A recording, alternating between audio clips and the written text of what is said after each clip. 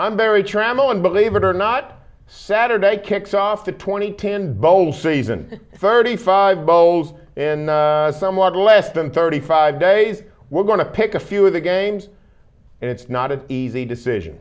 That's right. The first game will be where we start. It's the New Mexico Bowl. From the UTEP studios in Oklahoma City, you're watching the Press Row. I'm Jenni Carlson. Barry, the bowl season gets started this weekend, Saturday, with 3 games. The first of those games is BYU, UTEP. Maybe not a great start, but kind of a fun game to pick. Well, it's a great game. It's a great matchup for all of those of us who consider ourselves historians of the Western Athletic Conference, which means 16 people on planet Earth. You're talking about UTEP, which used to be in the WAC and now is in Conference USA, against Brigham Young, which used to be in the WAC and is now in Mountain West Conference, but leaving to go independent, in a bowl game hosted by the University of New Mexico, which also used to be in the WAC.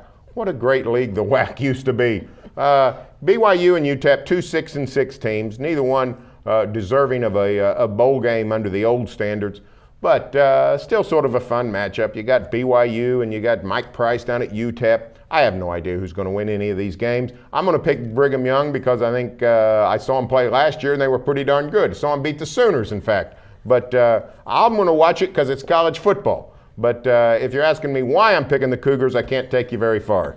Well, maybe this is a game for people to watch because BYU is a team that maybe, if the Big 12 in its reduced state next year starts to look around for some other teams, BYU is a school that might be on the radar for the Big 12. You know, obviously their football tradition is long and storied. They maybe not as good now, but obviously have had a lot of strong tradition there. And they've got a fan base that not only is in the state of Utah, but goes nationally with their ties to the Church of the Mormon Church. And so I think that might be worth watching. I'm picking BYU too. I don't exactly know why, but I'm going to go that way.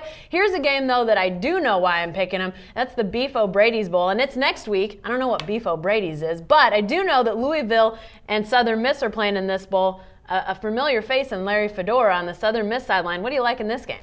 Well, I would like someone to tell me if this is different than the Beef-A-Roni Bowl. You remember the old horse in Seinfeld? Is that what we're talking about here? If you're going to St. Pete, don't take any carriage rides around the bay. But no, Louisville, a little bit of a rally under first-year coach Charlie Strong. The program had dipped in recent years. He's come back, got Louisville competitive again against Fedora and Southern Miss. And frankly, I've been a little disappointed in Larry Fedora's 3-year run at Southern Miss. The Golden Eagles have not played as well as I thought they would. I thought they could rise up and dominate Conference USA. It has not happened. I'm picking Louisville to win the Beef O'Brady Bowl. I am too. I like the way Louisville's playing. I think Charlie Strong did a really nice job in his first year. He's been a guy that over the last few years people have been looking at as another a head coach, head coaching material. He finally got that opportunity at Louisville, a program that really dipped in recent years, and he's got them now to a bowl game. I really like their chances in this game. I'm going with Louisville. But Barry, the game I think of this first week of bowls that people will most be watching is the Las Vegas Bowl, otherwise known as the Mako Bowl, which is Utah, Boise State, 2 teams that were on that non-academic or non-automatic qualifier list at one time, now playing each other. This is kind of an interesting matchup. Well, it is an interesting matchup. 2 really the kings of the mid-majors, the teams that have won BCS games. Boise beat Oklahoma in the Fiesta 4 years ago. Utah has taken out Pitt and Alabama in BCS games in recent years. So it's an excellent matchup for something like the Las Vegas Bowl. I feel for Boise State. I think Boise State is BCS worthy. Think how exciting the Fiesta Bowl would be coming up if it was Oklahoma-Boise State. You talk about a ball game, nothing against the good folks of Connecticut, but it doesn't match an Oklahoma-Boise showdown. I think Boise's going to win big. Here's the deal.